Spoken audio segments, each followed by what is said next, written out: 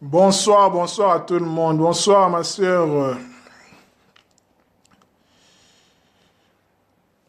Ngoï Cléopatrine. Bonsoir mon frère Gilionnaire Edjidja.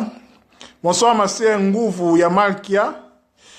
Bonsoir à tout le monde, bonsoir, bonsoir. Comme annoncé, nous allons débuter notre vidéo sur l'histoire, une des histoires bibliques les plus connues, quoi, voilà. Entre autres, Caïn et Abel. Bonsoir mon frère Philippe Pakou. Je pense que vous allez bien. Moi aussi, je vais bien par la grâce de Dieu. Nous allons bientôt débuter notre live. Nous allons parler sur Caïn et Abel, comme titré sur Facebook. Merci beaucoup. Caïn et Abel, / Caïn et Abaël. Donc, tiré dans le livre de la Genèse, dans son chapitre 4.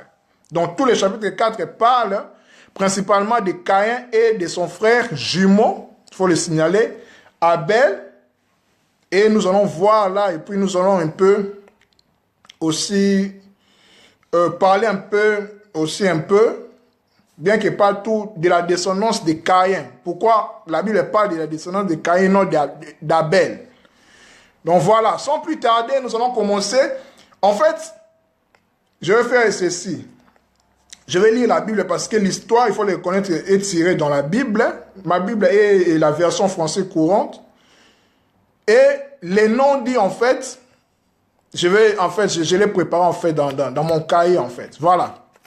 S'il y a des questions, comme je l'ai écrit, vous pouvez poser les questions par rapport au sujet aussi. Donc, ne vous gênez pas à poser toutes les questions par rapport à ce que je vais dire, par rapport aussi à l'histoire de Caïn et Abel, ce que vous savez aussi. Donc, n'hésitez pas, nous sommes là pour vous partager. Je ne suis pas un professeur, un enseignant plus que vous, non. Moi aussi, j'apprends, et puis voilà quoi. Donc, il faut qu'il y ait cette interaction, en fait. Voilà. Je commence, je vais lire la Bible, et puis je vais, voilà, vous-même, vous le saurez, en fait, comment nous allons procéder. Puis, si vous avez des questions, nous partageons, en fait. S'il y a des questions, vous écrivez, puis je vais voir. Voilà. Le sujet est tiré, bonsoir mon frère Flamme. Le sujet est tiré sur le livre de la Genèse dans son chapitre 4. Donc, je vais lire tous les chapitres, en fait. Le chapitre 4 est constitué de 26 versets. Donc, je vais lire du du verset 1er au verset 26. Et puis, je vais expliquer les noms dits. Ce que la Bible, en fait, je ne dirais pas que ce que la Bible a oublié de dire, non, parce que la Bible est un livre de synthèse.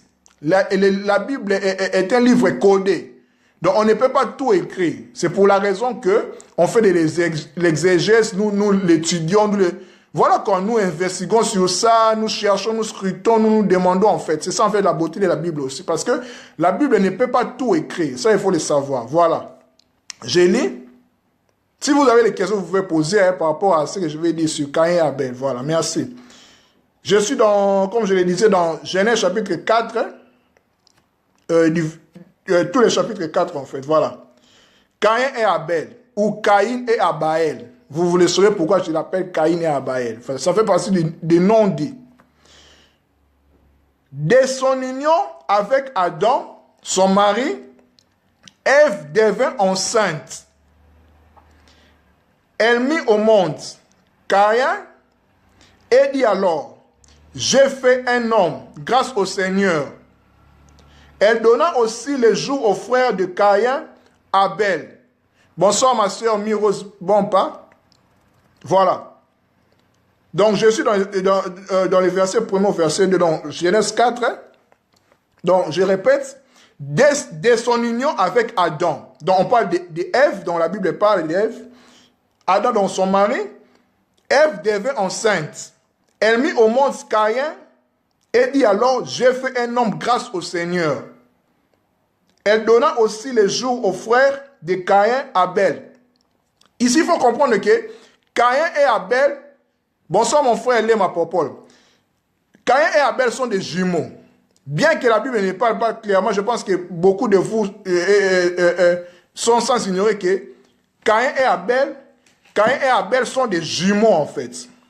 Caïn et Abel sont des jumeaux, donc ils sont nés le même jour. Bien que Caïn était en fait les jumeaux, en fait, il y a toujours un aîné et puis un cadet. Donc, Caïn était sorti avant que Abel. Voilà. Donc, maintenant, dans les noms, parce que ce qu'il faut connaître aussi, c'est que la Bible, je ne dirais pas que la Bible est un plagiat, un copier-coller, non. La Bible est un livre de synthèse, comme je le répète. La Bible est tirée, en fait, la Bible est une bibliothèque, en fait, des livres tirés des anciennes, des anciens écrits aussi, qui précèdent, en fait, la civilisation hébraïque, les Hébreux, en fait. Voilà, donc, entre autres, Babylone, Sumer, Mésopotamie, tout ça, dans l'actuel Irak. Parce que la Bible a été constituée, en fait, la Bible, c'est que nous avons, son origine est constituée par les Esdras, Zorobabel, quand il était en captivité en Babylone, en exil, en Babylone. Donc, vers le 6e siècle avant Jésus-Christ. Donc, par là, ils ont commencé à reconstituer, en fait, la Torah, parce que, avec la destruction du temple par Nabucodonosor, donc, les Juifs, en fait, les Hébreux ont tout perdu, en fait, par souci de conserver leur culture, tout ça. C'est à Babylone qu'ils ont acquis, en fait, cette connaissance-là. Vous voyez, c'est par là. Donc, la Bible a un background, je dirais, mésopotamien. Ça, c'est une réalité, en fait. Je ne dis pas que c'est un plagiat, non. Vous pouvez le vérifier, quoi. Ce que je dis, vous pouvez le vérifier, vous pouvez faire des investigations. Là, c'était entre parenthèses. C'est ça, c'est là aussi, nous aide à comprendre, en fait, les non-dits. C'est que la Bible cache, en fait. C'est qu'on n'a pas dit dans la Bible, parce que j'ai dit que on ne peut pas tout dire dans la Bible. Bonsoir, mon frère Palme d'Or. Je continue. Donc, j'ai dit que Caïn et Abel sont des jumeaux. Sont des fils d'Adam et d'Ève. Mais dans les non-dits, dans les sources mésopotamiennes, Caïn est appelé Caïn, Abel est appelé Abaël. Adam et Ève sont appelés, bonsoir mon frère Conan, par contre, Adam et Ève sont appelés Adapa pour Adam et Ève Titi. Leur signification, c'est Adapa signifie enfant trouvé. Donc Adam et Titi, qui fait référence à Ève, signifie celle qui a la vie. Vous vous souvenez déjà de la signification d'Ève, celui qui porte la vie. Vous voyez déjà l'indice. Continuons. Genèse chapitre 4, verset 2b, donc je continue. Abel fut berger et Caïn cultivateur. Au bout d'un certain temps, Caïn apporta des fruits de la terre en offrande pour le Seigneur. Abel, de son côté, apporta en sacrifice des agneaux premiers-nés de son troupeau dont il offrit au Seigneur les meilleurs morceaux. Le Seigneur accueillit favorablement Abel et son offrande. Mettons stop là-dedans. Bonsoir mon frère Brooklyn Belly Kabebe. Là maintenant, je vais expliquer maintenant les non-dits. Maintenant, là vraiment, vous avez, là où, comme on dit, en lingala, ma sole bandi siko, quoi. Donc, décodage et bandi en fait. Je vais décoder en fait. Bonsoir mon frère Boti Kandé. Là maintenant, ne parle pas. Il est comme un lingue. Donc, je répète les versets puis je vais expliquer. Je suis, donc voilà, Genèse 4, verset 2b à 4, je dis, Abel fut berger et Caïn cultivateur. Au bout d'un certain temps, Caïn apporta des produits de la terre en offrande pour le Seigneur. Abel, de son côté, apporta en sacrifice des agneaux, premier-né de son troupeau dont il offrit au Seigneur les meilleurs morceaux. Le Seigneur accueillit favorablement Abel et son offrande. Point. Posons-nous la question.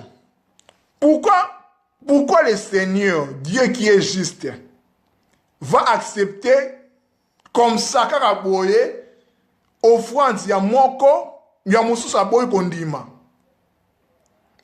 Merci mon frère Brooklyn. Pourquoi Dieu accepterait l'offrande d'Abel et va refuser celui de Caïn? Je pense que beaucoup de nous se posent cette question-là. Pourquoi? Parce que Dieu est juste. Parce qu'ici, on emploie le Seigneur, donc Dieu.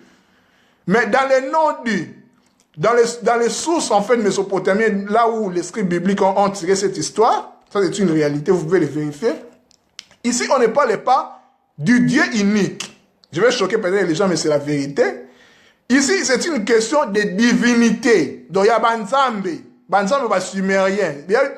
Donc, c'est leur histoire, en fait, ce qu'on parle ici. Là, maintenant, nous allons comprendre pourquoi le Seigneur, en fait, de la Bible a accepté l'offrande d'Abel et rejeté celle de Caïn. Voilà. Je vais maintenant expliquer.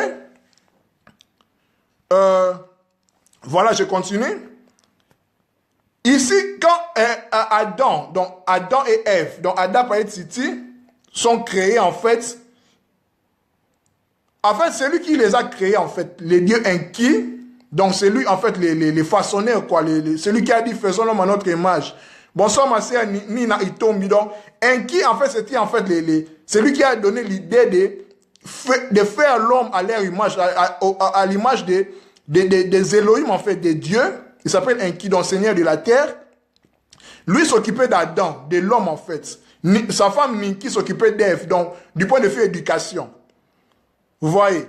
Et puis, Enki était fier de créer, en fait, un homme civilisé, en l'occurrence Adam, ici Adapa. Donc, il était fier, en fait, parce que c'est lui, quand tu crées quelque chose de bien, tu es fier. Continuons. Enki dit, une nouvelle source de terrien à mon image est née de ma sémence. Vous voyez, dans la Bible, on dit, faisons l'homme à notre image et à notre ressemblance. Voilà, vous le savez. Continuons. Ici, il y a deux points majeurs ici. L'agriculture et l'élevage requièrent beaucoup de main-d'œuvre. Dans les jardins d'Éden, là, ils étaient à l'Éden, il faut le signaler. Donc, l'agriculture pour Caïn et l'élevage pour Abel. Parce que nous avons lu ici dans la Bible que Abel fut berger, donc éleveur de moutons, de troupeaux, de brebis, et Caïn cultivateur, donc qui s'occupait de l'agriculture. Voilà. Donc, ça requiert en fait beaucoup de main d'œuvre dans l'agriculture et l'élevage au jardin d'Éden, en fait, dans l'Éden, pas au jardin d'Éden, mais dans l'Éden. Vous voyez, dans l'Éden. Parce que ici, ça se passe à l'Éden. À Éden se situe actuellement entre la Turquie et l'Irak. Voilà, géographiquement. Continuons. Maintenant, décortiquons maintenant, comme je le disais, sur l'histoire, pourquoi Dieu, le Seigneur, a accepté l'offrande d'Abel et rejeté celle de Caïn. Bonsoir mon frère Edel Bibouango. Ici, il faut savoir que Caïn et Abel avaient des mentors.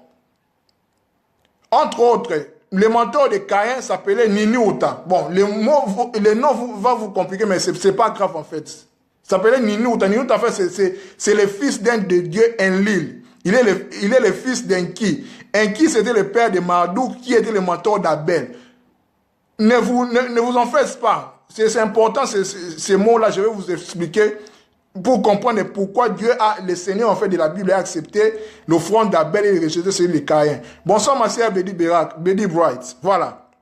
Continuons. Donc, Marduk, qui était le fils d'Enki, le mentor d'Abel, et Ninouta, le fils d'Enlil, le mentor de Caïn, ils enseignaient respectivement Caïn et Abel, en fait. Donc, Ninouta, le mentor de Caïn, en portant les premiers jumeaux, en fait, entre les deux, donc, à Caïn, donc, il lui donna le nom, en fait, le nom de Caïn signifie « celui qui cultive les champs ». Vous voyez déjà, donc, son nom déjà c'est un mystère, que la Bible dit ici que Caïn était cultivateur. Donc, son nom déjà ça signifie « celui qui cultive les champs ».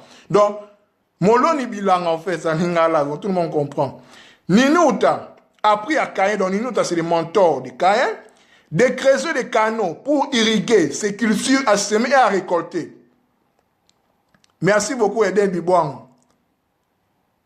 Donc, ça traite toujours à Caïn, parce que son nom signifie celui qui cultive les champs. Bonsoir, ma sœur Andrea Lesco. Marduk qui est le mentor d'Abel, en portant l'autre fils d'Adapa, l'autre fils d'Adam, en fait, Adapa ici c'est Adam. Donc, Abaël, donc Abel de la Bible, dans les prairies, elle le nomme Abaël, l'homme des prés arrosés. Les prairies, déjà, vous souvenez, dans les prairies, c'est là où il y a des moutons, tout ça.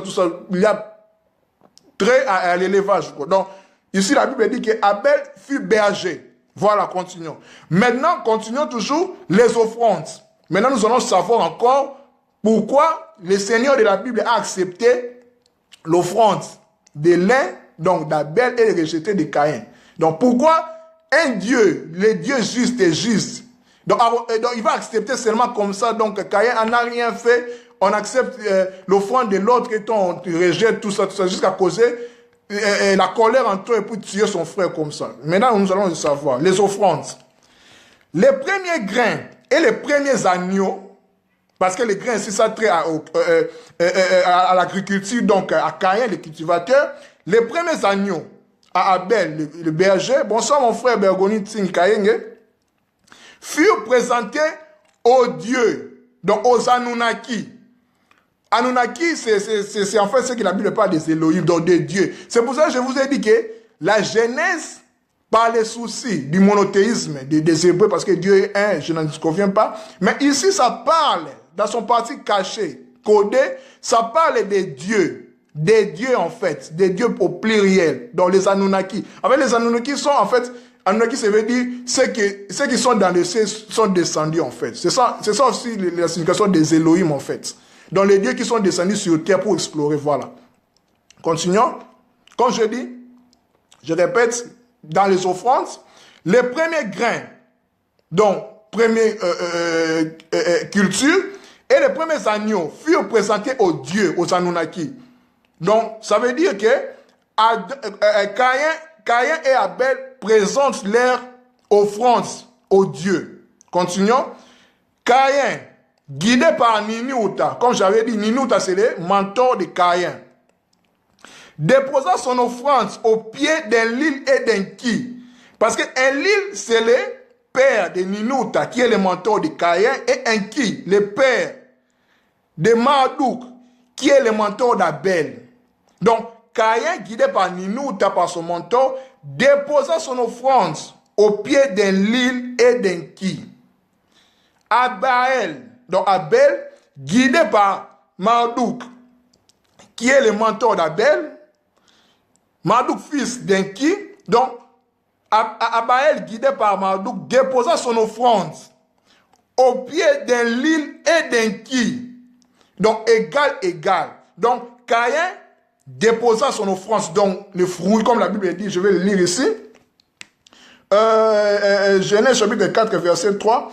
Au bout d'un certain temps, Caïn apporta des produits de la terre en offrande pour le Seigneur. Je l'ai lu ici avec Ninouta qui l'accompagna, déposa leur offrande au pied d'un Lil et d'un Ki. Donc ici, la Bible parle du Seigneur par souci du monothéisme. Hein, voilà.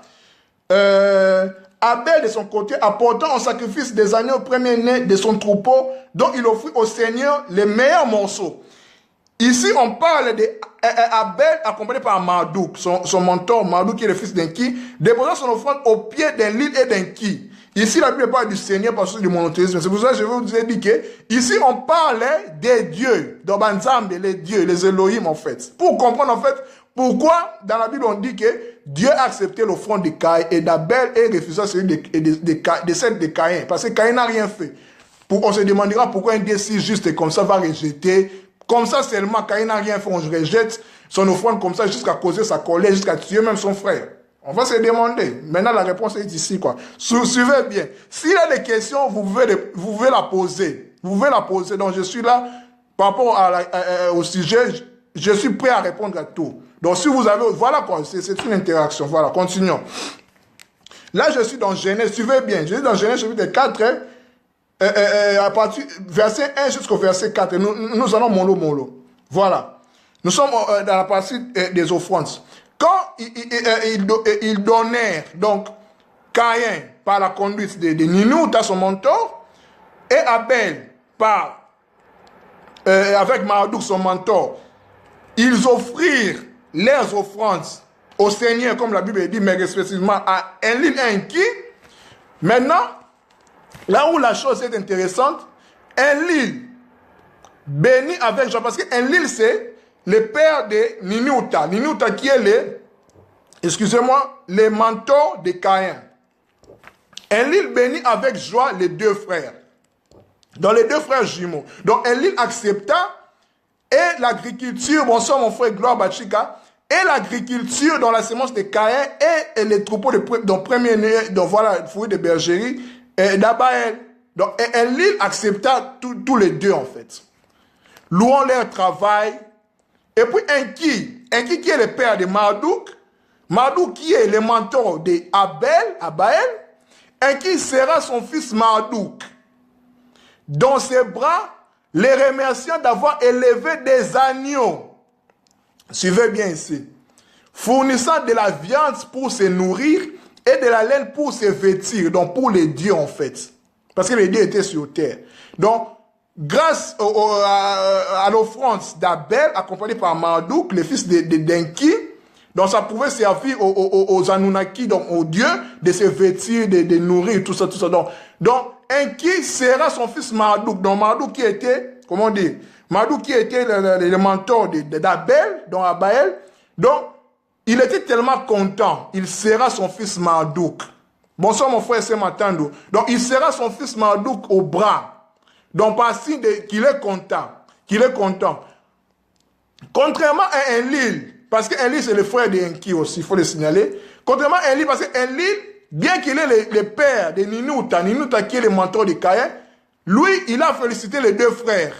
Il a félicité les deux frères. Mais Enki ne l'a pas fait. Donc, il a pris parti pour Marduk, d'où il a pris parti pour Abel. Bonsoir mon frère Oswald Baf. Donc, il a pris parti pour Abel. Voilà pourquoi la Bible ici dit que les seigneurs, dans Genèse 4, verset 4, comme je le répète, Abel de son côté apportant en sacrifice des agneaux, premier-né de son troupeau, donc il offrit au Seigneur le meilleur morceau. Les seigneurs accueillirent favorablement Abel et son offrande. Donc, ça veut dire que, comme je l'ai dit ici, Enki sera son fils Marduk. Pas de problème ce matin. S'il a des questions, tu vas les poser. Là, je suis, voilà quoi. Tu vas comprendre. S'il y a des questions, tu vas poser. Voilà. Donc, ici, le Seigneur accueillit favorablement Abel et son offrande. Mais ici, ce Seigneur-là, c'est Enki. Enki, je le rappelle, Enki qui est le père de Marduk. Marduk qui est le mentor d'Abel. Donc, quand Abel, en fait, a offert aussi son offrande, donc, Enki était content, sera Marduk, en fait, dans ses bras. Donc, quand il sert Marduk qui est le mentor d'Abel, donc, il agréa directement l'offrande d'Abel, l'offrande des premiers agneaux, en fait. Bonsoir, mon frère Tatuka Bongungindu. Donc, ça veut dire que Enki accepta la viande, donc les agneaux, en fait. Comme la Bible dit ici, le Seigneur accueillit favorablement Abel et son offrande. Donc, ce Seigneur-là, c'est Enki. Donc, Enki, c'est logique en fait, parce que Enki, c'est le père de Marduk. Marduk, c'est le mentor d'Abel. Donc, c'est clair qu'il doit accepter, en fait, comment dire, les mentorer, si je veux le dire comme ça, les mentorer dans son fils Marduk. Obligatoirement. C'est pour cela que la Bible dit ici que le Seigneur accueillit favorablement Abel et son offrande. Mais pour Caïn, Enlil, qui est le père de Ninouta qui est le mentor de Caïn, lui, il n'avait pas de préférence. Il a félicité tous les deux. Et Abel, et l'offrande d'Abel et de Caïn. Il n'a pas fait comment dire, l'injustice, entre guillemets, comme on dit. Vous voyez? Donc, c'est par là que le conflit éclata. Donc, quand Enki sera, donc, quand Enki, par rapport à Enlil, parce qu'Enlil a agréé tous les deux offrandes de Caïn et Abel, mais Enki agréa seulement l'offrande d'Abel, il rejeta celle de Caïn. C'est par là que Caïn est devenu, comment dire, était en colère. Voilà. Donc c'est là maintenant le conflit et la cause de l'assassinat d'Abel. Continuons. L'histoire est toujours intéressante. Genèse 4, verset 5. Mais, voilà. Le Seigneur accueillit favorablement Abel et son offrande, mais non pas Caïn et son offrande. Vous voyez? Donc, ici, le Seigneur, là, par l'interprétation ici, par les noms dits, donc, Enki. Donc, on dira que Enki accueillit favorablement Abel. Donc, Abel, en fait, le mentoré de son fils Marduk, ce qui est normal, et son offrande, mais non pas de Caïn. Parce que Caïn n'est pas Voilà quoi, ne fait pas partie de son fils, parce que Caïn est le mentoré en fait. Son mentor c'est Ninouta qui est le fils d'Enlil, parce qu'Enlil et Enki sont des frères en fait. Voilà, c'est exactement comme Ninouta et Marduk sont des frères cousins. Je pense que vous comprenez. S'il y a des questions par rapport à ce que j'ai dit, vous pouvez les poser. Je suis prêt à répondre par rapport à ça. Donc vous suivez. Donc ici nous voyons, voilà, dans le Seigneur, ce Seigneur-là c'est Enki en fait. Donc Enki a pris position pour Abel. C'est pour ça que la Bible dit ici que c'est le Seigneur qui a accueilli favorablement Abel. Dans les scripts de la Bible, a accueilli seulement celui d'Enki. Donc Enki a accepté seulement l'offrande d'Abel du mentoré de son fils Marduk. Je pense que vous comprenez. S'il y a des questions posées, j'insiste. Voilà. Maintenant, qu'est-ce qui a causé en fait les conflits et l'assassinat? Donc, par là, quand c'était passé comme ça, je continue. Caïn, en approuvant un profond dépit, il faisait triste mine. Je continue dans le nom dit.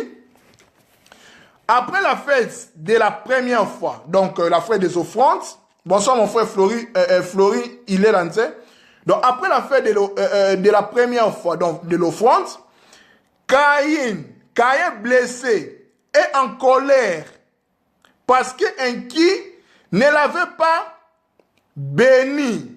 Vous voyez? Par rapport à Enlil qui avait béni tous les deux offrandes. Je pense que vous me comprenez bien. S'il y a des zones d'ombre, vous pouvez poser des questions. Voilà. Donc, Caïn était en colère, blessé. Pourquoi Enki n'a pas accepté son offrande, contrairement à Enlil qui avait accepté tous les deux offrandes. Donc, Caïn blessé et en colère, c'est pour ça que la Bible dit ici, Caïn en éprouvant un profond dépit, il faisait triste mine. Il était abattu. Donc, on a refusé son offrande. Vous voyez? Continuons. Dans le verset 6, ici, on dit, le Seigneur lui dit, à quoi bon te fâcher et faire si triste mine? Si tu réagis comme il faut, tu reprendras le dessus, sinon le péché est comme un monstre tapis à ta porte. Il désire te dominer, mais c'est à toi d'en être le maître. Point. Je vais expliquer ici par le non-dit. Comme je l'ai dit, Caïn étant blessé, sur le chemin de travail, après l'offrande, il commence à rentrer, voilà, il commence à rentrer dans leur maison, leur demeure. Abel se vanta. Se vanta devant son frère, qui m'a accepté, mon offrande c'est plus que toi, tout ça, dans les chemins de retour, quoi. Abel disait à son frère, je suis celui qui apporte l'abondance, celui qui nourrit les Anunnaki dont les dieux par les troupeaux, qui produit la laine et leur vêtements. Offensé par la vantardise d'Abel, Caïn répliqua violemment à Abel, c'est moi qui rends les plaines luxuriantes, qui remplit les sillons des graines. Donc, il faisait référence à son agriculture, quoi. Étant cultivateur. Continuons. Caïn et Abel se querellèrent et s'accusèrent tout l'hiver. D'abord, on soigne. Donc, comment vraiment, quoi? Donc, c'est ça. Donc, ils commencent à se chamailler, à se disputer, tout cela. Ils se crachèrent même au visage et virent aux mains. La bagarre a commencé en fait. Voilà. Emporté par la rage, Caïn ramassa une pierre et frappa Abel à la tête. Il frappa plusieurs fois. Jusqu'à ce que Abel tombe ruisselant de sang. Point. Nous allons maintenant considérer la Bible. Qu'est-ce que la Bible dit? Par rapport à ce que je viens de dire ici, comme non dit dans la Bible. Verset 8. Genèse chapitre 4, verset 8. Cependant, Caïn dit à son frère, sortons. Quand ils furent dehors, Caïn se jeta sur son frère Abel et le tua. Vous voyez comment la Bible l'a synthétisé. Vous voyez? Donc, c'était à cause du vantardisme, de la vantardise en fait d'Abel. Parce qu'on avait agréé son offrande, mais pas de son frère. Donc par là, Caïn était tellement offensé, en colère, se jetant sur son frère, comme la Bible dit. Donc, il a pris en fait une pierre. Il a frappé en fait sur la tête de son frère plusieurs fois. Et puis son frère Abel tomba, ruisselant de sang. Lorsque Caïn vit le sang, il s'est mis à crier, Abel, Abel, mon frère. Abel resta au sol. Son esprit l'avait quitté. Et Caïn pleura longuement, resta assis aux côtés de son frère. Ici, comme je l'ai dit dans le verset 8, cependant, Caïn dit à son frère, sortons. Quand ils furent dehors, Caïn se jeta sur son frère Abel et le tua. Vous voyez comme la Bible l'a résumé? Parce que, comme je dis, la Bible est un livre de synthèse. On ne peut pas tout dire ici. Il faut étudier et puis décoder pour comprendre. Verset 9, continuons. Le Seigneur demanda, je vais lire ce que mon frère Sematundo a écrit, s'il vous plaît. Donc, la cause de la mort d'Abel doit être partagée. Dieu lui-même, en étant un père, fallait qu'il, je vais traduire, fallait qu'il soit avec une bonne politique pour ne pas frustrer Caïn et Abel aussi sa vantardise. Ça causait la colère de Caïn. Exactement, mon frère Sematundo, c'est ça. Voilà. En fait, c'est ce que tu as dit, tu as résumé. En fait, c'est ça. Donc, c'est pour ça que j'ai dit que là, ici, on parle d'histoire de divinité, en fait, des dieux, des Anunnaki, Yabanzambe. Mais la Bible parle le souci du monothéisme, du judaïsme. On a dit que Seigneur, Dieu. Donc, maintenant, quelqu'un qui n'a pas compris va se poser la question, mais pourquoi un Dieu si juste va faire l'injustice, en fait? Il va accepter l'offrande de l'autre et puis refuser de l'autre. Comme ça seulement. Car il n'avait rien fait. Vous voyez? Vous voyez maintenant? Donc, c'est ça, en fait. Voilà. Je pense que tu as compris, en fait. Donc, vous avez compris. S'il y a des questions, comme je l'ai dit, posez là. Si vous ne comprenez pas, posez là. Je continue. Dans le chapitre, verset 9, le Seigneur demanda à Caïn, où est ton frère Abel? Caïn répondit, je n'en sais rien. Est-ce moi de surveiller mon frère? Là, la Bible est... Je dirais, bon, je ne veux pas critiquer la Bible parce que la Bible pour certains est un livre saint, tout ça, bon, on respecte. Mais ici, si vous lisez bien, la Bible dit, le Seigneur demanda à Caïn, où est ton frère? Mais dans le verset 8, on dit que, sortons, quand ils furent dehors, Caïn se jeta sur son frère Abel et le tua. Mais pourquoi encore Dieu demande à Caïn, où est ton frère Abel? Moi, je t'ai tué. Et puis, on me demande où est ton frère. Mais mon frère Gilles, là, il est mort. Ruisselant des sang sur sa tête. Vous voyez? Posons-nous des bonnes questions. Posons-nous la question à la Bible, bien qu'on ne peut pas le faire pour certains, parce que la Bible est un livre sacré, je respecte. Voilà. Mais posons-nous des bonnes questions. Vous voyez? Continuons. Et Caïn répondit, je n'en sais rien. Est-ce moi de surveiller mon frère? Ok, c'était là deux, parce que c'est Caïn qui l'avait tué. Verset 10, le Seigneur répliqua, pourquoi as-tu fait cela? J'entends le sang de ton frère dans le sol me réclamer vengeance. Point. Allons dans le non-dit.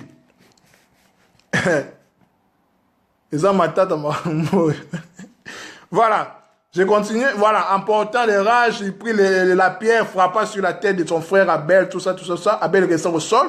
Son esprit l'avait quitté et Caïn pleura longuement, resta assis aux côtés de son frère. Mais la Bible dit ici, Dieu demande où est Abel. Ok. Et Caïn répond, je ne sais pas. Ok, c'est Caïn qui avait tué. Vous voyez les contradictions dans la Bible. Toloba, quelqu'un qu'on parle ou qu'on ne parle pas. Vous voyez? Vous voyez les contradictions dans la Bible? Moi, je t'ai tué, et puis on me demande où est ton frère. À vous de juger. Continuons. Ève, dont leur mère Titi, dont son nom signifie celle qui a la vie. Donc Titi, donc c'est Ève. Dans les récits sumériens, on appelle Titi. Ève. Donc, leur maman, en fait, la femme d'Adam, fut la première à avoir une prémonition. Donc, en fait, il faut signaler que là où Abel et Caïn étaient partis, en fait, ils étaient dans une ville appelée Erido. Donc, ils étaient, en fait, loin d'Éden, bien que frontière comme loin d'Éden, voilà. Ève, donc Titi, fut la prémonition à avoir fut la première à avoir une prémonition. Dans une révision, suivez bien, elle vit le sang d'Abel, donc Abel, dans la main de Caïn. Elle réveilla Adapa, donc Adam, son mari, et lui rencontrant son rêve. Titi, donc Ève, était terriblement triste. Au matin, Adam a Titi, donc Adam et Ève, parti pour Eridou. Donc Adam et Ève étaient à Éden. Donc ils partent à Eridou, là où Caïn et Abel allaient offrir leur offrande au Dieu, au Seigneur selon la Bible. À la recherche d'Abel et de Caïn, parce que son rêve, les rêves là, les rêves vision qu'Ève avait, que Titi avait, c'était troublant en fait. Titi cria d'agonie et Adapa se recouvrit la tête debout. En voyant en fait Abel couché là, mort, voilà quoi. Et Caïn était là en train de pleurer, tout ça. Quand Adapa et Titi, donc Adam et Ève, donc vit leur fils, donc l'un des jumeaux est mort. Ève, donc Titi, la maman cria d'agonie. Et puis le papa, donc Adapa, donc Adam, se recouvrit la tête debout. Donc poto quoi. Tristesse, forte tristesse. Ils crièrent, qu'as-tu fait? Ils crièrent à Caïn. Caïn leur répondit par un long silence. Caïn était tellement bouleversé, il ne répondit rien. Il se jeta au sol et pleura. Adam a pris à inquiet ce qui s'était passé. Donc, il part, voilà quoi, parce que les dieux ne savaient pas après cette offrande-là, tout ça. Les dieux, en fait, Enkini, Enlil, donc, on dira dans la Bible, donc, les seigneurs ne les savaient pas, en fait. Voilà. Suivez-moi bien ici. S'il y a des questions, c'est un sujet vraiment très délicat, s'il vous plaît. S'il y a des questions, vous pouvez les poser. Parce que comme Paul le dit, dans le Nouveau Testament, ceux qui lisent Moïse, donc Moïse, c'est la Torah, les 5 premiers livres de la Bible, ils sont comme voilés. Donc cette Bible, c'est un voile en fait. C'est un voile ici. Quand on lit comme ça, c'est un voile. On ne comprend pas, il faut décoder ce qui est ici. C'est ça en fait la Bible, c'est codé ici. C'est pour ça que j'essaie en fait par la grâce que j'ai un peu d'expliquer ce qui s'était passé ici. C'est pour ça que je dis, s'il y a des zones d'ombre, n'hésitez pas mes frères et sœurs, posez les questions en fait, posez les questions. Voilà. Voilà. Donc Adam a pris à inquiet ce qui s'était passé dans la mort d'Abel par Caïn. Inquiet était furieux. Était furieux parce que c'est lui qui avait accepté quand il a serré son fils Marduk. Marduk qui était le mentor d'Abel. Vous voyez? Inquiet, donc la Bible dit le Seigneur. Donc Inquiet était fâché. Il était fâché parce que son mentoré. Donc son mentoré, quand je dis mentoré, c'est Abel. Parce que Marduk était le mentor d'Abel. Vous me suivez bien. Voilà. Donc Inquiet était furieux. Et confrontant Caïn à son acte, il dit, maudit sois-tu. Maudit sois-tu. Voilà ce que la Bible dit. Je suis dans le verset 9, chapitre 4, Genèse. Le Seigneur demanda à Caïn, où est ton frère? Là, je l'ai dit déjà. Caïn répondit, je n'en sais rien. Ok, il était là, voilà comme la Bible, voilà. Il était là, j'ai tué quelqu'un, on me demande encore où est ton frère. Ok, je l'ai tué, il est là. Bon, on passe. Est-ce à moi de surveiller mon frère? Dit Caïn. Le Seigneur répliqua, verset 10, pourquoi as-tu fait cela? J'attends le sang de ton frère dans le sol me réclamer vengeance. Ici, on dit que c'est le Seigneur. Ok. Dans le verset suivant, on parle de Titi. Comme je l'ai dit, il a eu la première avant une prémonition. Donc, il a vu en fait dans un rêve vision ce qui s'était passé en fait. Que Caïn avait tué son frère. Voilà. Mais la Bible parle ici du Seigneur. Pas le souci du monothéisme. Il faut comprendre bien. La Bible ici, c'est le souci du monothéisme. C'est le Seigneur Dieu. Mais c'est une question ici de divinité de plusieurs personnes. C'est ça la vérité en fait. Que vous ne voulez voilà, c'est à vous de chercher, à accepter, à apprendre, à laisser. Moi, je fais de mon mieux pour nous éveiller, pour expliquer ce que j'ai compris en fait. Je ne dis pas que c'est la vérité, non. C'est à vous de chercher, de poser de bonnes questions. Voilà. On continue. Verset 11. Verset 10, le Seigneur répliqua, pourquoi tu fais cela? J'entends le sang de ton frère dans le sol, mais réclamer vengeance. Tu es désormais un maudit. Ici, on dit, Inquiet était furieux et confrontant Caïn à son acte, il dit, maudit sois-tu. Donc c'est Inquiet, en fait, qui maudit Caïn, parce qu'il avait tué son mentoré. Son mentor dont Marduk était le mentor. Marduk, c'est le fils d'Enki. Si vous avez des questions posées, j'insiste. C'est un sujet très délicat. Voilà. Verset 11, tu es désormais un maudit, chassé du sol, qui s'est ouvert pour recueillir le sang de ton frère, ta victime.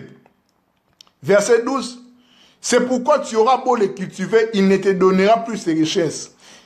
Excuse. Tu seras un déraciné, toujours vagabond sur la terre. Point. Allons dans le non-dit. Après la colère, après la malédiction d'Enki sur Caïn, Enki continue avec son jugement. Il dit à Caïn, tu dois quitter Éden. Parce qu'eux tous habitaient à Éden. Mais l'offrande a été faite à Érid, dans l'est d'Éden. Voilà quoi. Donc tu dois quitter Éden. Rester loin des dieux, des Anunnaki, donc des dieux, et des hommes civilisés. Parce que Adapa, c'est le père des hommes civilisés. Bonsoir mon frère Kunzeng Bekwami. Un qui montra à Adam et Ève, donc Adapa et Titi, comment enterrer Abel. Là, la Bible n'a pas dit, hein? C'est le non-dit en fait, le sujet, c'est le non-dit de cette histoire, Caïn et Abel. Donc, un qui montra à Adam et Ève comment enterrer Abel, car ils ne connaissaient pas cette coutume, comment enterrer les morts, tout ça. Sur un tombe sous un tas de pierres. Voilà. Pendant 30 jours et 30 nuits, Adam et Ève, donc Adapa et Titi, portèrent le deuil d'Abel, donc d'Abel. Ils ont fait 30 jours et 30 nuits de deuil. Voilà. Là, la Bible ne l'a pas dit. Merci beaucoup, mon frère. Continuons. Caïn, amené à Éridou, pour être jugé. Donc là où il a commis son forfait, en fait, la ville là s'appelait Éridou. Donc Éridou, c'est l'actuel Irak, en fait, au sud de l'Irak. Si on peut les situer géographiquement, c'est au sud de l'Irak, en fait. Éridou, voilà. Pour juger, un qui souhaite qu'il soit condamné à l'exil. La Bible dit ici, dans le verset 12, chapitre 4 Genèse, c'est pourquoi tu auras beau les cultiver dans le sol, il ne te donnera plus ses richesses. Et tu seras un déraciné, toujours vagabond sur la terre. Verset 13, Caïn dit au Seigneur, ma peine est trop lourde à porter. Tu me chasses aujourd'hui du sol cultivable et je vais devoir me cacher loin de toi. Je serai un déraciné, toujours vagabond sur la terre. Quiconque me trouvera pour me tuer. Verset 15, mais le Seigneur lui répondit, là c'est un qui est ici. Lui répondit, non, car si quelqu'un te tue, il faudra 7 meurtres pour que tu sois vengé. Point. Allons dans les non-dits. Après le souhait d'un qui, voilà, dans le jugement de Caïn et Éridou, là il a commis son forfait dans l'assassinat d'Abel, un qui souhaite, dont le Seigneur souhaite qu'il soit condamné à l'exil. Marduk, le mentor d'Abel, dont le fils d'Enki, dit que Caïn doit payer de son crime, de sa vie, donc il doit être tué aussi, donc et pour aider pour don. Ninouta, qui est le mentor de Caïn, dont fils d'Enlil, dit que les 7 juges soient réunis. Voilà ici la Bible dit que, dans le verset 15, mais le Seigneur lui répondit, non, car si quelqu'un te tue, il faudra 7 mètres pour que tu sois vengé. Dans le nom d'ici, il nous a donné l'idée que, il dit que les 7 juges soient réunis, donc les dieux en fait, soient réunis pour juger Caïn. Marduk se fâcha de l'idée de Ninouta. Pourquoi le chef d'Anunnaki, dans les 7 juges, doit juger quelqu'un qui ne vient pas de notre planète? Parce que les dieux sont des extraterrestres. Disons les choses claires. Ils sont descendus, en fait, les Anunnaki, les Elohim. Il dit, pourquoi un terrien doit être jugé par nos siens, en fait, par les nôtres, en fait, voilà, par les Anunnaki, les dieux. Marduk voudrait que Caïn soit tué comme Abel. Mais son père Enki s'adressa avec lui, parce que Enki, c'est le père de Marduk. Il dit non, apaise-toi, tout ça. Si on tue Caïn, la lignée d'Adam sera rayée de la terre, quoi. Donc il a dit non. Laissons Caïn qui soit jugé, qui soit condamné à l'exil, tout ça, tout ça. Marduk retira son idée que Caïn soit tué. Point. Continuons. Aérido, un qui prononça la sentence.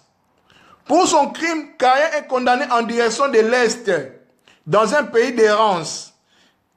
Point. La Bible dit ici, verset 15 toujours, le Seigneur mit alors sur Caïn un signe distinctif pour empêcher qu'il soit tué par quiconque le rencontrerait. Dans le nom dit, on parle d'un dieu négizide assimilé à Thoth, dieu des Égyptiens.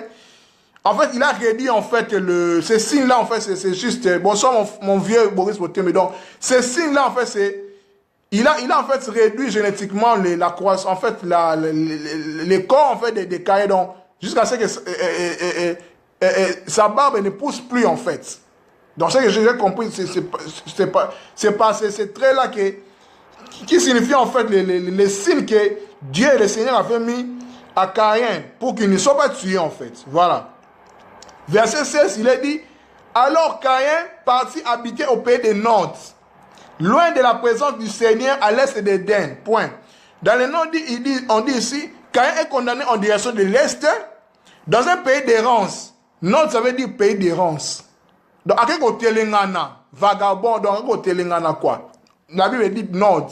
Nod, ça veut dire pays d'errance. Caïn, accompagné de sa sœur Awan pour épouse. La Bible dit ici, dans le verset 17, chapitre 4 toujours, de son union avec son mari, la femme de Caïn devint enceinte. Point. Beaucoup de nous se demandent toujours, même moi je me demande aussi, mais cette histoire de la Bible, il n'y a que Adam, Ève, Caïn et Abel. Bien que Caïn, on a l'impression qu'ils sont trois dans le monde en fait. Là c'est la lettre est dessus. C'est pour ça que j'ai dit que la Bible est codée, c'est barricadé, il faut décoder ça, quoi. Donc, en fait, quand la Bible dit dans le verset 17, de son union avec son mari, la femme de Caïn devient enceinte. En fait, la femme là venait d'où? Vous voyez? La femme là venait d'où? La femme là, c'était une de ses sœurs. Voilà. C'est pour ça que j'ai posé une question. Si l'inceste est un péché pour Dieu, pourquoi les premiers êtres de la Bible, entre autres Adam, Caïn, Ève, se mariaient puis voilà, s'unissaient sexuellement entre eux. Voilà, parce qu'ils étaient qu'entre eux. Donc, la femme de Caïn, c'est sa sœur qui s'appelait Awan. La Bible ne l'a pas dit, mais elle s'appelait Awan. Donc, Awan devient enceinte, il mit au monde Enoch. Caïn s'est mis à construire une ville qu'il appelait au nom de son fils Enoch. Enoch fut le père d'Irad, tout ça, on cite la chronologie ici, voilà, la chronologie en fait, voilà, de la descendance de Caïn. Parce qu'Abel n'a pas eu de descendance, parce qu'Abel, on sous-estime qu'ils étaient des jeunes, quoi. Abel n'a pas eu de femmes, des enfants. Donc, Caïn, c'est pour cela que Caïn est resté, pourquoi? Parce que l'idée, souvenez-vous, j'ai dit que l'idée que Marduk avait l'idée que Caïn soit aussi tué. Mais en qui son père là a refusé. Il a dit, si on dit Caïn, la lignée, la descendance d'Adam va disparaître sur la terre. Donc, laissons Caïn, qu'il soit condamné et chassé et aller en exil. Voilà. Donc, il allait en exil avec sa sœur, une de ses sœurs, Awan. Vous voyez? Donc, continuons dans les noms dit. Après cela, les Anunnaki, dont les dieux se réunissent et disent que maintenant Abel et Caïn ne sont plus là.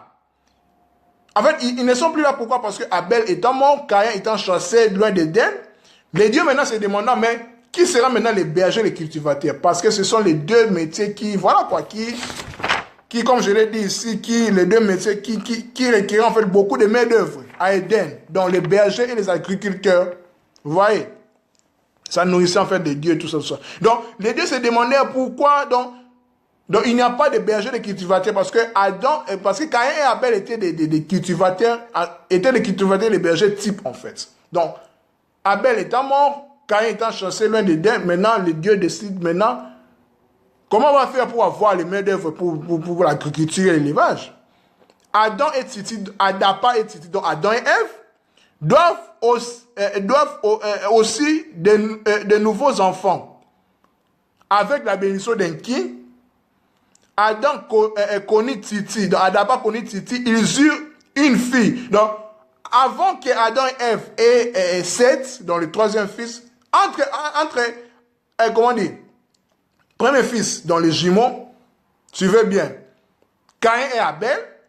Après la mort d'Abel et comment dire, qu'on a chassé Caïn, après cela, avant que Adam et Ève aient en fait Seth, ils ont eu en fait 3 filles. La Bible ne l'a pas dit ici. Voilà pourquoi le titre de mon live, c'est le non-dit en fait de cette histoire. Bonsoir mon frère, pasteur Ben Yahweh. Vous voyez, donc Adam et Ève, donc Adam pas connu ici, ils eurent une fille, donc 3 fois, donc une fille. Après cela, ils eurent un fils qu'ils nommaient, écoutez bien, dans la Bible on dit, ici je vais lire, Genèse chapitre 4, verset 26. Ici on dit, et voilà, verset 25, on dit, Adam et sa femme eurent encore un fils. Ève l'appela Seth. Elle disait en effet, Dieu m'a accordé un autre fils pour remplacer Abel que Caïn a tué. Dans les noms dits dans les récits mésopotamiens, on dit, après ils eurent un fils qu'ils nommaient Sati. La Bible dit Seth. Sati qui signifie, c'est lui qui apporte à nouveau la vie. Vous voyez? Vous voyez? Donc en tout, Adam et Ève, donc Adam et Titi, eurent 30 filles et 30 garçons, 30 fils et 30 filles, qui devaient cultivateurs et bergers au service des dieux des Anunnaki. Vous voyez?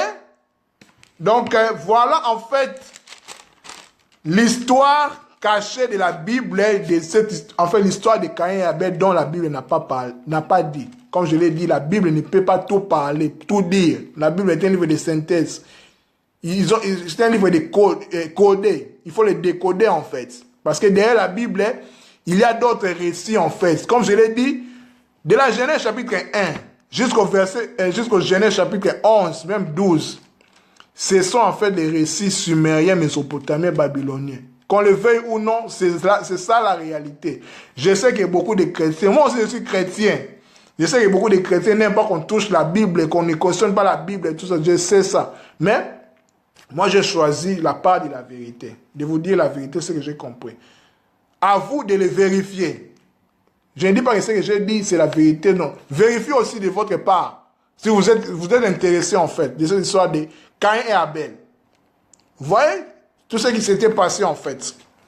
Voilà en gros ce que je pouvais vous dire à propos de cette histoire. L'une des histoires, voilà quoi, l'une des histoires la plus connue de toutes les histoires. Donc Caïn et Abel. Donc c'est en fait l'histoire des cultivateurs et des bergers. Donc voilà, bonsoir ma soeur Reine Mossi. Vous êtes venu presque en retard à la fin. Je vais terminer mon live. Maintenant, si vous avez des questions par rapport à tout ce que j'ai dit, je suis vraiment désolé pour tous ceux et celles qui sont venus en retard. Je comprends avec l'interactivité des lives de Facebook sur le fil d'actualité des personnes, je comprends. Mais ce n'est pas un problème. Si vous avez des questions par rapport à Caïn et Abel, sur le sujet, en fait, les noms dits. Bonsoir ma soeur Onema Jennifer. Caïn et Abel, si vous avez des questions, si vous êtes intéressé à comprendre ce qui s'était passé réellement, dans les titres, c'est les noms dits. Donc, ce que la Bible n'a pas parlé, en fait. Donc, je fais juste une étude comparative entre les noms dits, les récits mésopotamiens, et ce que la Bible a dit. Donc, en fait, j'ai fait de mon mieux des récits plus cohérents, en fait. Pour tous ceux qui m'ont suivi du début à la fin, ils ont compris mon idée, en fait, l'histoire cachée, en fait, dans ces récits de Caïn et Abel. Donc, s'il y a des questions par rapport à cela, je suis maintenant à vous pour répondre à des questions. Caïn et Abel, tout ce que vous voulez savoir à propos de Caïn et Abel, posez-les. Je vous écoute.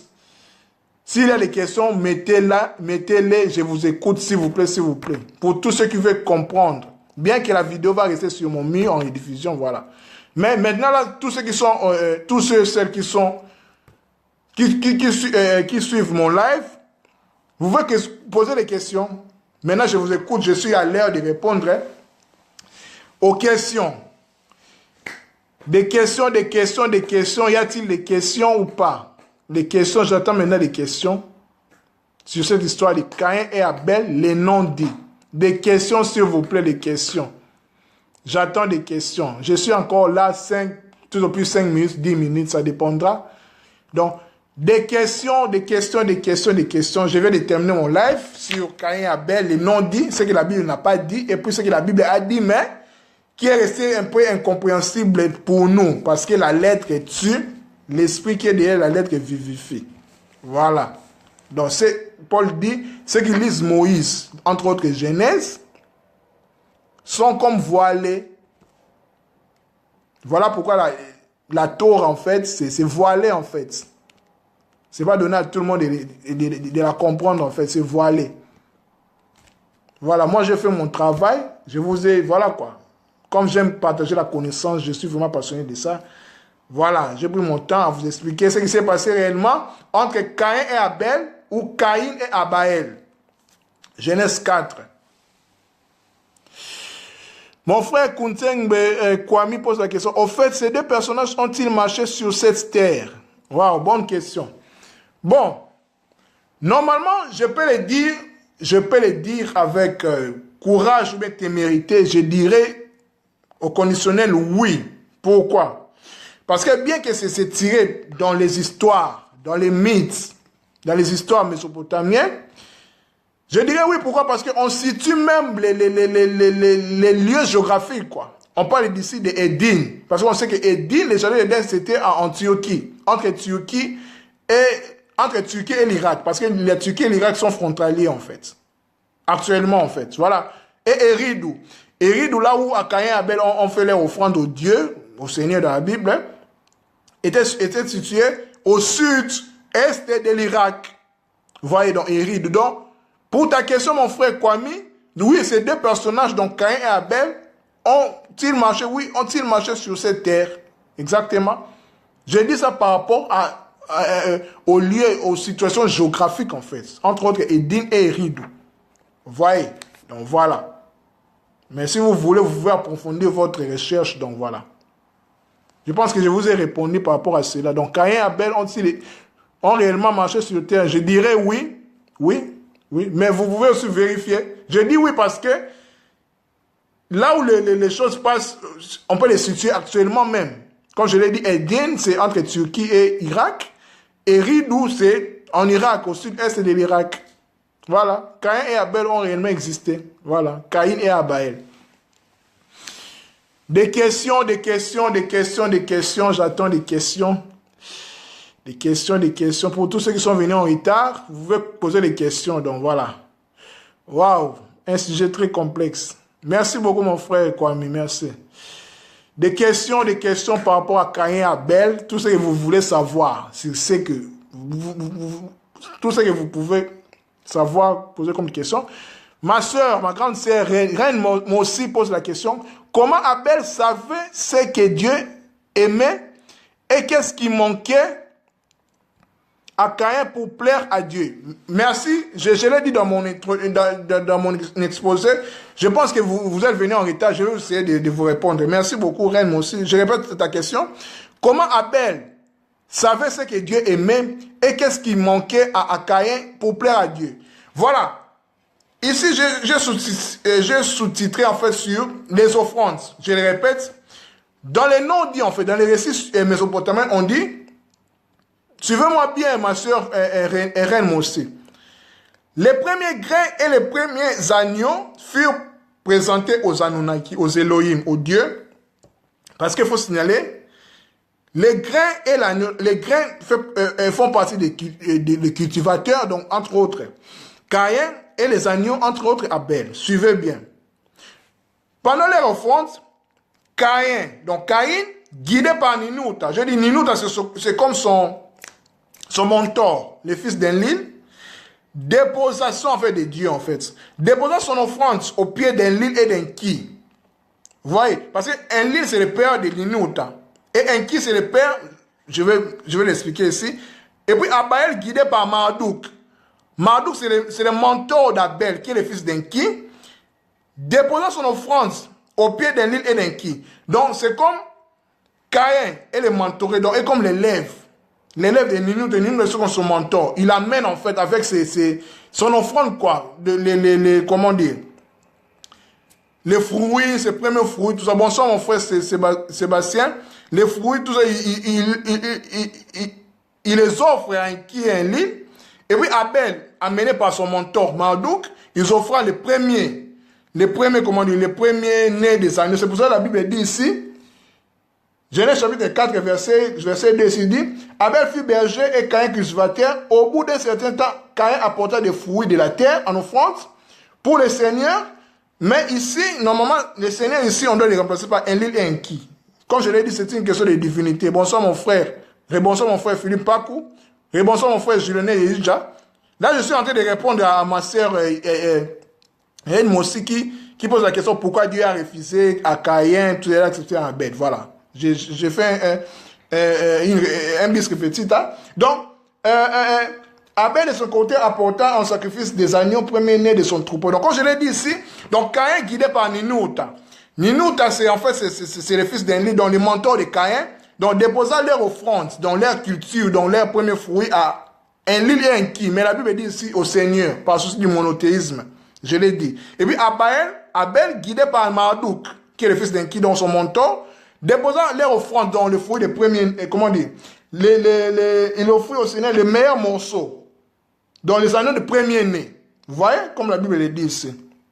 Et puis après cela, pour répondre toujours à ma soeur Reine Mossi, suivez-moi bien s'il vous plaît, ma soeur. Quand ils ont offert en fait leur offrande à Enki et Enlil, Enlil bénit avec joie les deux frères, les offrandes de deux frères, de Caïn et d'Abel, louant leur travail.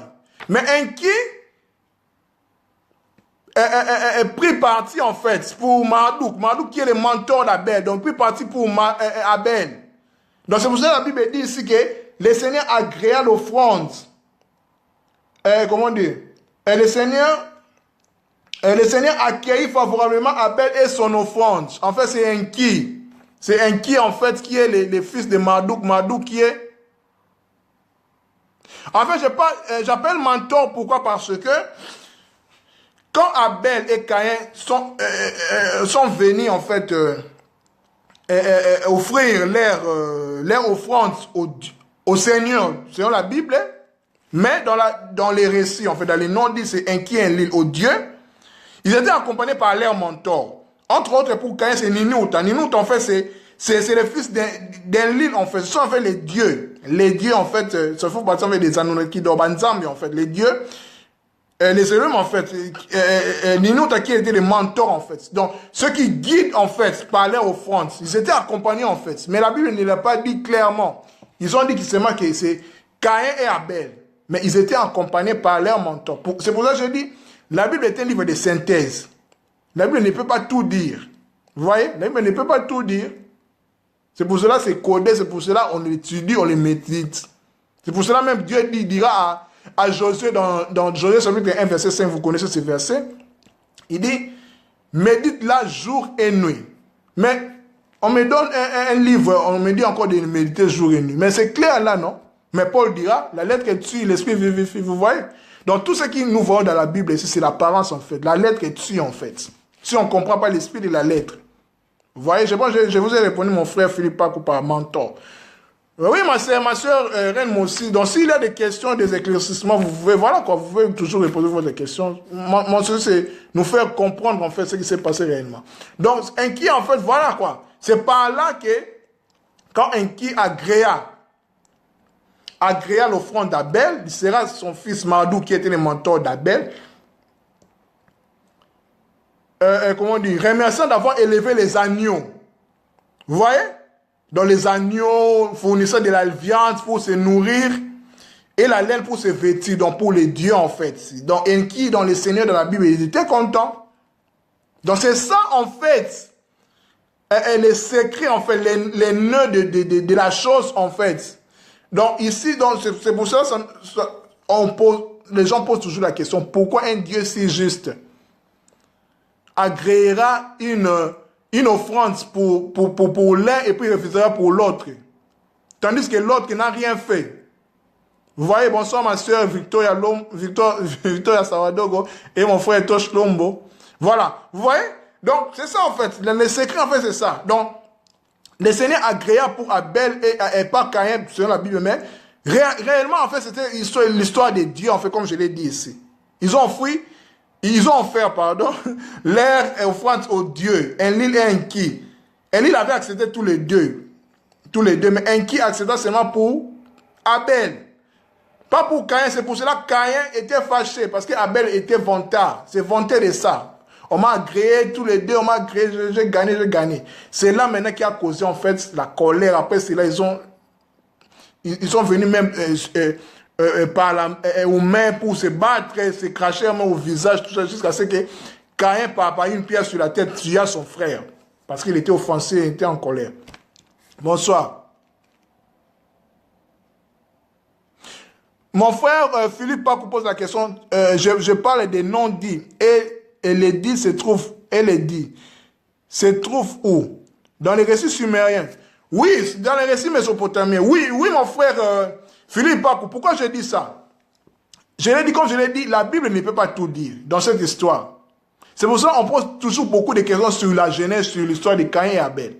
Quand je parle des non-dits, je dis, bon, c'est juste une image en fait, pour tenir... Bon, pour faire bien, en fait, pour nous tenir en suspense.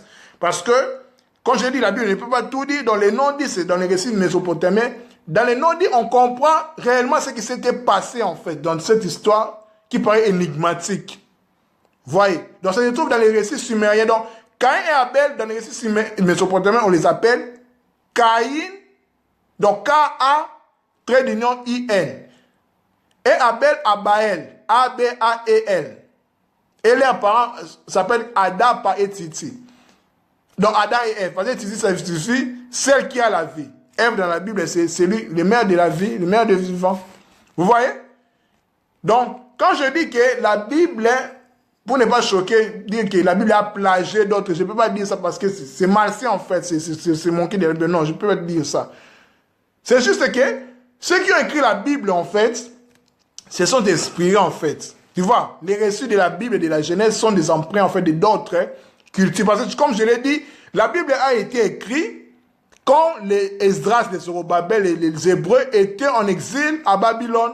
J'avais même un statut sur ça. Selon même la classe des Hébreux. Ils les reconnaissent même. La Bible était réconciliée là-bas, 5e siècle avant Jésus-Christ. Voilà. C'est pour cela même l'histoire dans Exode. Comme on dit que Moïse a écrit les 5 livres, bon, la Torah, les 5 premiers livres, on dit que c'est de Moïse. Mais quand on voit dans la Bible, on voit que Moïse est né, comme ça, mais est-ce que celui qui est né peut rencontrer en fait sa naissance? On rencontre aussi sa mort. Est-ce que quelqu'un qui est mort rencontre aussi sa mort? Point d'interrogation, vous voyez? Donc, Moïse peut écrire, mais pas tous les 5 livres, en fait. En fait, c'est Esdras, en fait, et les Zorobabel, tous ceux qui étaient exilés, déportés en Babylone, qui étaient empreints par la culture mésopotamienne, babylonienne, parce que tout cela était déjà connu, quoi. Même les mythes de la création, c'était déjà connu là-bas, déjà, tout ça. Ils connaissaient ça déjà. Vous voyez, parce que la Bible est d'abord une histoire des Hébreux, quoi. C'est leur livre, en fait. Vous voyez? Mon frère Philippe pose la question, ces récits ne souffrent-ils pas un problème d'authentification? Non, pas du tout. Comme je l'ai dit, tout ce que je dis, je ne dis pas que je dis la vérité. Je ne peux pas avoir cette prétention-là. Je vous laisse les soucis d'investiguer si vous voulez, pour comprendre cette histoire. Vous voyez, moi je fais mon travail. Donc si vous voulez comprendre en fait ce qui s'est réellement passé sur cette histoire de Caïn et Abel, vous pouvez chercher. Quand tu me poses la question, mon frère Philippe Pakou, ces récits mésopotamiens, voilà, sumériens, ne souffrent-ils pas de problèmes d'authentification? Je dirais non. Et puis, si on dit que, est-ce que la Bible ne souffre pas aussi des problèmes d'authentification? Vous voyez? Parce que dans notre mental, on dit qu'on ne peut pas toucher à la Bible. La Bible est un livre saint, tout ça, tout ça, tout ça. Mais dans la Bible, on retrouve les incohérences, les contradictions, tout cela, tout cela. Vous voyez? Comment dire ça? Vous voyez? Si on dit ça, peut-être on va nous traiter des anathèmes, des maudits, parce qu'on questionne la Bible et tout ça, tout ça. Mais à vous de juger. Mais même dans la Bible, Dieu dit qu'il éprouvait toutes les prophéties, discerner. Il a le discernement. Vous voyez? Tout ce que je dis ici, les rabbins le savent, les juifs le savent, mais ils ne peuvent pas les donner comme ça, parce que ça demande l'initiation. Voilà quoi, c'est ça. Moi, en fait, j'ai eu cette courage-là, ce courage-là, cette témérité-là. Je ne pouvais même pas le dire. Vous voyez? Mais par souci, j'aime partager ce que j'ai reçu avec les autres. Voilà quoi, en fait, c'est ma nature, quoi. J'aime partager ce que j'ai reçu. Mais je ne dis pas que tout ce que je dis, c'est la vérité. Mais il faut discerner aussi. Il faut chercher aussi de vous-même. Parce que ça fait partie de mon expérience, quoi. Vous voyez? J'ai pris le temps. Pour ne pas se vanter, ça fait presque des ans déjà. Je suis en train de méditer sur le livre de la Genèse. Ça m'a amené à l'étude de l'hébreu, de chercher, de comprendre tout ça, qu'est-ce qui se cachait là-bas, tout ça. Par la grâce de Dieu, pour ne pas me vanter, j'ai compris en fait une grande partie des livres de la Genèse, au travers de l'hébreu et des récits sumériens. Vous voyez? Ça fait partie de mon expérience. Je ne dis pas que vous pouvez faire comme moi. Non, chacun a son champ d'intérêt. Moi, je suis plus intéressé par la spiritualité, par tout ce qui est existence, Dieu, univers. Donc, en fait, ça trait aussi à mon identité, en fait. Pour ne pas dire à mon astrologie, à mon signe zodiacal. Si je dis ça, peut-être, les gens vont dire, tout ça, non. C'est la réalité des choses, mes frères. C'est la réalité des choses, c'est ça. Vous voyez? Je suis un chrétien, mais pour blaguer, je suis un chrétien insoumis, je suis un mélanchoniste. Je suis un mélanchoniste en fait, voilà. C'est pour blaguer en fait. Bon, je suis un chrétien libre d'esprit, ouvert d'esprit. Vous voyez? Philippe Pakou dit, oui, Moïse a écrit le livre de Genèse parce qu'il avait l'onction prophétique. Cette dernière est capable de faire voyager une personne dans le temps, passé, présent et même futur. Très bien, exactement, oui. Je suis d'accord avec toi, mon frère. Tu as relevé une très belle chose. Exactement, oui. Pourquoi pas? Quand je dis que la Bible a été écrite tu as dit par Moïse, oui, exactement. Mais la Bible que nous avons ici a été reconstituée par les Esdras, les Zorobabel qui étaient en exil à Babylone. Vous voyez, parce que il ne faut pas oublier que quand Nabucodonosor, l'armée babylonienne est venue au temple pour détruire tout ça. Ils ont détruit tout en fait. Donc les Hébreux étaient en fait sans repère en fait. Vous voyez? Ils étaient sans repère. C'est pour ça qu'ils sont passés à Babylone, tout ça. C'est par là qu'ils ont acquis la culture des Babyloniens, même Daniel aussi, tout ça. Je comprends en fait. Mon frère Philippe, je sais. On peut avoir des différences. Je sais que tu es un chrétien, tu es un amoureux de Christ, tu es un défenseur de la Bible. Ça, vraiment, je tire mon chapeau pour toi. Je comprends. Ce que tu as dit, exactement. Je dis, il n'y a pas de, comment dire, il n'y a pas de temps. Moïse étant un prophète, il peut voyager dans les temps. Je suis totalement d'accord avec toi. Mais quand je dis que la Bible, cette Bible est constituée par Esdras et les Zorobabel, qui étaient emprunts par la culture mésopotamienne entre autres Babylone et Sumer. Vous voyez? Bonsoir mon frère pasteur Fortuné Ballet. Donc voilà, donc là je suis en fait en train de répondre en fait aux questions de Caïn et Abel quoi. Je pense que je vous ai répondu mon frère Philippe Pakou. Donc voilà quoi. Donc s'il y a des questions, vous pouvez les poser, je suis encore disponible 5 minutes, 10 minutes, voilà. Je suis un peu fatigué mais j'y tiens encore quoi. Y a-t-il des questions? Y a-t-il des zones d'ombre, des suggestions, des ajouts sur ce que j'ai dit par rapport à Caïn et Abel, les noms dits, ce que la Bible n'a pas dit. Je ne dis pas que la Bible a oublié, non. J'insiste, je dis que la Bible est un livre de synthèse. La Bible ne peut pas tout dire. La Bible est codée.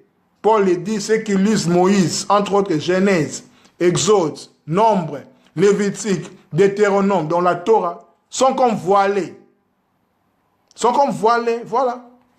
Dans la culture juive, hébraïque, ils ont 4 niveaux de la lecture pour atteindre le paradis dans les secrets.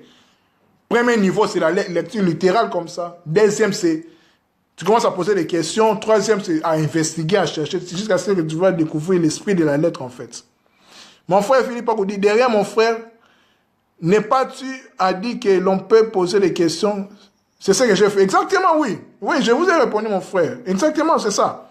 Le but, c'est de me faire comprendre, en fait. Voilà. De me faire comprendre ce que j'ai posé des questions. Oui. Ce que vous avez dit aussi sur Moïse, je suis totalement d'accord aussi avec toi. Voilà. Bonsoir, mon frère Destin. Bonsoir, mon frère Destin Giscard. Donc là, je suis en train de répondre aux questions. Je sais que les lives, avec les fils d'actualité, peut paraître aussi après, donc en retard, entre guillemets, pour d'autres amis, avant pour d'autres amis. Donc là, je suis en train de répondre aux questions, en fait. Donc si vous avez des questions par rapport à Caïn et Abel, toutes les histoires, donc Genèse 4, qu'est-ce que vous n'avez pas compris, je peux vous répondre, quoi. Voilà. Donc voilà, je suis en train de répondre à des questions sur cela. Voilà. Merci mon frère, donc nous sommes là en train de s'apprendre quoi, voilà, nul ne suffit quoi, nul ne suffit, donc ce que nous connaissons c'est moins par rapport à ce que nous ne connaissons pas encore, vous voyez, donc ayons cette humilité là quoi, cette humilité d'apprendre des autres, ça ne veut pas dire que si je découvre quelque chose que non, parce que quand je dis la révélation n'existe pas, il n'y a que ce qu'on n'a pas encore scruté, ce qu'on n'a pas encore compris en fait. Donc, la révélation, les mystères n'existent pas en fait. C'est pour cela, Proverbe 25, 2 dit, la gloire de Dieu, c'est de cacher les choses. Et la gloire, et notre gloire, c'est de sonder en fait. Le souci de Dieu, c'est non pas de nous cacher des choses, mais d'atteindre la maturité en fait. Voilà, la question de mon frère Conan Pacom dit, la situation géographique du territoire de Nord. Très bien. Le territoire des Nord, comme il dit ici dans Genèse 4, verset 16, on dit, alors Caïn partit habiter au pays des Nord, loin de la présence du Seigneur à l'est d'Éden. En fait, Nord, on voulait dire seulement que pays de l'errance. Donc, après son acte, donc, le Seigneur, en fait, donc, le Seigneur de la Bible, a souhaité que Caïn soit condamné, donc soit relayé en exil. Donc c'est pour ça qu'on dit le pays de l'errance, pays des Nord. Donc Nord signifie errance. Bon, selon les archéologues, les investigateurs, tout ça, ils disent que Nord, c'est situé dans l'actuel Afghanistan. Ils peuvent avoir raison parce que quand on voit l'Irak et l'Afghanistan, la Turquie, là où toutes ces choses sont passées, c'est frontalier. Donc on dira qu'actuellement, Caïn était parti avec son épouse à Nord, en Afghanistan. Donc Nord signifie... étymologiquement, signifie pays des Nord. Voilà. Donc, bonsoir, ma soeur Linda Teamba. Donc, Nord, ça signifie bibliquement ici, pays de l'errance. Donc, là où Caïn, quand il était chassé, il était parti avec sa femme, donc, qui était sa sœur, donc Awan. Donc, c'est aussi Afghanistan, selon les archéologues. Donc, on peut les situer par Afghanistan aussi. Vous voyez, donc, Nord, normalement, mais Nord, c'est étymologique, c'est pays d'errance. Qui signifie, quand Caïn était chassé par le Seigneur, il était parti errer en fait, vagabonder en fait. Vous voyez donc, errer, tout ça, c'est pour ça que c'est Nord. Je pense que je vous ai répondu, mon frère Conan Pacom. Oui, mon frère Estén Giscard, voilà. Là, je suis en train de répondre à des questions. Je pense que, waouh, pas facile, c'est sujet quoi. Donc, si vous avez des questions, je pense que la vidéo va rester sur mon mime, celui qui a le temps, voilà quoi. Aussi, inbox, nous sommes là pour partager entre frères, s'il y a des questions par rapport à Caïn et Abel, ce que vous n'avez pas encore compris, voilà quoi. Je ne dis pas que j'ai tout compris, non, je n'ai pas cette prétention-là. Mais je dis ce que j'ai découvert, je vous partage parce que j'aime partager ce que j'ai compris en fait. C'est à vous maintenant de chercher aussi si vous voulez, à comprendre cette histoire de Caïn et Abel, à vous poser les bonnes questions. Mon frère Kuntseng Kwame pose la question, il dit, voilà, moi je vais demander comment nous réapproprier des récits dans leur originalité pour notre renaissance afin de nous libérer du joug de domateur eurasiatique. Oui mon frère, Oui, c'est pas facile, mais sur Internet, tout est là, en fait. Tout est là sur Internet. Par exemple, je peux vous donner une idée. À Google, Google peut tout répondre. Quand tu tapes, par exemple, hein, Caïn et Abel, tu dis Caïn et Abel, les récits mésopotamiens, ou bien les récits sumériens. Ça va t'amener. Donc, Adapa et Titi, là, on les appelle Adapa et Titi, les parents des enfants jumeaux, Caïn et Abaël. Donc, vous pouvez taper sur Google, hein, Caïn, ou bien les mythes d'Adapa. Voilà, les mythes d'Adapa sur Google, vous verrez, voilà ce que je vous ai partagé ici. Accompagnez aussi à la Bible, vous allez être éclairé en fait. Vous voyez, parce que la Bible, c'est codé en fait. Ceux qui lisent Moïse, je le répète, Moïse dans Genèse, sont comme voilés. La lettre est tuée, l'esprit vivifie. Tout est codé ici. Vous voyez. Donc voilà quoi. Donc la vérité, la connaissance libère. Voilà. Mon frère Giscard dit, c'est qu'il y avait aussi des gens en Nod. En fait, Nod, comme je répondais à mon frère Conan, Nod, en fait, c'est le pays de l'errance. Oui, quand il est parti, il y avait des personnes, oui. Il y avait des personnes. Parce que quand il dit, quand je pars, les gens vont me rencontrer, vont me tuer. Voilà, il partait dans l'errance. Il y avait des personnes, oui, exactement. Il y avait des personnes. La Bible ne les a pas citées, en fait. On a l'impression comme il n'y avait que 3 personnes, mais 4 personnes. Adam, Ève, Caïn et non. D'ailleurs, je dis que après la mort de Caïn, Adam et Ève ont eu 30 fils et 30 filles. Selon les récits mésopotamiens, Adapa et Tité, qui devaient être cultivateurs et bergers pour remplacer Caïn et Abel. Parce que Abel étant mort, Caïn étant chassé. Donc, à Éden, il fallait qu'il y ait les mains d'œuvre, quoi. Donc, Adam et Ève, donc Adapa et Titi, ont eu 30 fils et 30 filles. Donc, après avoir eu 7, ils sont appelés, on dit Sati, qui signifie celui qui apporte à nouveau la vie. Donc, c'est pour cela que vous verrez ici dans la Bible, Ève dit que Dieu m'a accordé un autre fils pour remplacer Abel qui Caïn a tué. Donc, c'est à partir des 7, en fait, qui est la descendance, la postérité d'Adam. Voilà qu'on continue. Vous voyez. Donc là, je suis dans Genèse chapitre 4. Si Dieu nous prête vie, dans les prochains jours, nous allons aborder Genèse chapitre 5. Et puis 6, même parler même du délit, ce qui s'était passé, tout ça. Donc, nous sommes vraiment dans Genèse, quoi, pour décoder. Voilà. Mon frère Kunsen Mekwami dit, et en reliant tout ça, en décodant tout ça, le Christ revient-il en chair et en os? Exactement, c'est ça. Quand Paul dit, la lettre est tue, ceux qui lisent Moïse sont comme voilés, c'est le Christ qui révèle en fait. Le Christ c'est qui? Le Christ c'est l'éveil, c'est l'illumination, c'est l'esprit de la vérité. C'est ça Christ en fait.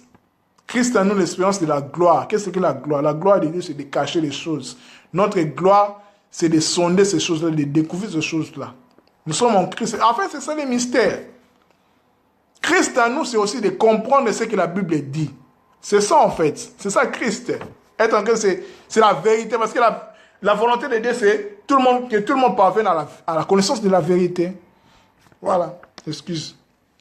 Mon frère Conan, par contre, dit, la descendance d'Adam et Ève a été créée pour être libre ou des esclaves. Avant sa chute, Adam était en Éden pour se cultiver pour son initiation et non cultiver l'Éden. Oui, exactement. Oui, là, c'est une autre question, mais j'essaierai de vous répondre. Exactement, parce que Adam et Ève, ils étaient créés pour être des esclaves. Pourquoi les esclaves? Parce que il faut signaler que quand les Elohim, en fait, les Anunnaki, donc ceux qui viennent des extraterrestres, disons les choses claires, ils étaient venus sur la Terre comme champ d'exploitation, à partir de la planète, ils voulaient la Terre. Ils ont rencontré en fait d'autres êtres, ce qu'on appelle les Homo erectus, les Homo néandertals, tout ça. Parce que Adam et Ève, bibliquement, sont des Homo sapiens, les hommes sages. Donc, en fait, la Bible rencontre l'histoire de l'humanité qui nous concerne en fait. Donc, Adam et Ève sont nos premiers parents. Vous voyez, donc les Homo sapiens en fait.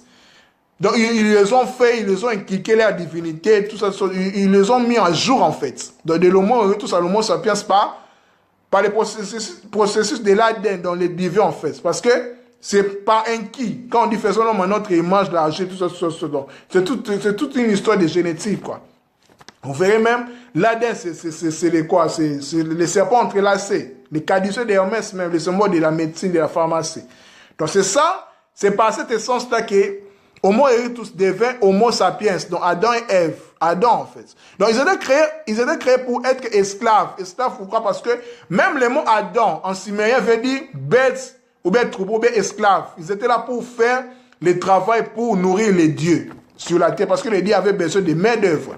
Parce qu'avant cela, d'autres dieux inférieurs qu'on appelle les Igigi, donc à Sumer, donc les veilleurs dans la Bible, ils étaient là aussi pour faire des travaux pour des dieux. Mais ils étaient fatigués quand ils ne voulaient pas plus. C'est pour ça que les dieux ont décidé de créer, en fait, l'être humain dans l'homo sapiens. Donc l'homo est tous mis à jour. Dans l'homo sapiens, donc Adam était esclave par rapport à ce qu'ils étaient, en fait, les travailleurs, en fait, les travailleurs primitifs, les esclaves de Dieu, en fait. Voilà. Donc c'est ça, en fait. Vous voyez? Donc je pense que je vous ai répondu, mon frère, par contre, à votre question. Donc Adam et Ève étaient les esclaves de Dieu, en fait, les travailleurs de Dieu. Ils n'étaient pas libres. On les a créés pour souci de main d'œuvre.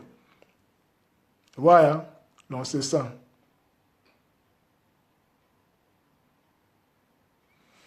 Donc, s'il y a des questions, je laisse encore tout de plus 5 minutes et puis là, je vais m'arrêter. Je pense que la vidéo va rester sur mon mur. S'il y a des suggestions, d'autres partages, vous pouvez poser des questions sur inbox. Nous sommes là pour partager et puis voilà. Encore tout de plus 5 minutes et puis je vais terminer mon live. Je remercie déjà tous ceux et celles qui m'ont suivi. Donc, l'homo est tous créé par qui? Waouh! Là, à ma connaissance, je dirais humblement que je ne connais pas. Pourquoi? Parce que ce que je parle en fonction de la Bible. Pour te répondre directement, on dit Homo est tous été créé par qui? Je dirais par Dieu, par les créateurs. On dira ça comme ça, on va synthétiser, quoi. Parce que même les Anunnaki, là, les Elohim, tout ça, font partie de ce qu'on appelle Dieu. Vous voyez? Donc, ce qu'on appelle Dieu, dans les créateurs. Parce qu'il y a toute une hiérarchie, quoi. Donc, parce que les Anunnaki, là, les Elohim, là, sont aussi des créatures. D'autres créateurs, en fait. Les créateurs, là, sont aussi... Voilà, c'est comme comment dire? Une spirale, quoi. Tout remonte à Dieu. Voilà, quoi. Vous voyez, donc... mais sincèrement, au moins, ils sont tous créés par qui? Par les créateurs, quoi. Mais là, je parle de la Bible qui parle des Homo sapiens. Je parle aussi des Homo erectus, mais plus des Homo sapiens. Vous voyez? Donc voilà, donc j'étais en train de dire, donc je remercie tous ceux qui m'ont suivi. Merci beaucoup pour votre intérêt.